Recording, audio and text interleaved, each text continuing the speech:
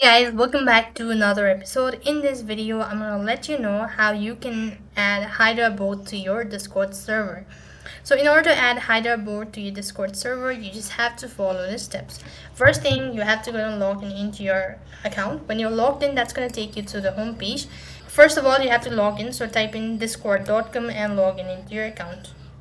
So after that, you'll be taken to this field where you have to go ahead and select the server and click on the arrow icon from the top and go to server settings.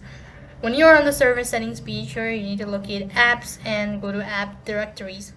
Right on this page, type in Hydra. So when you type in Hydra, you have to go and click on add app. Once you've done with this, you need to go ahead and follow the prompt that's going to be initiated after this.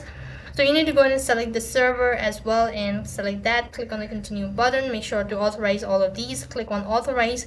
And with that, you'll have successfully added Hydra to your Discord server.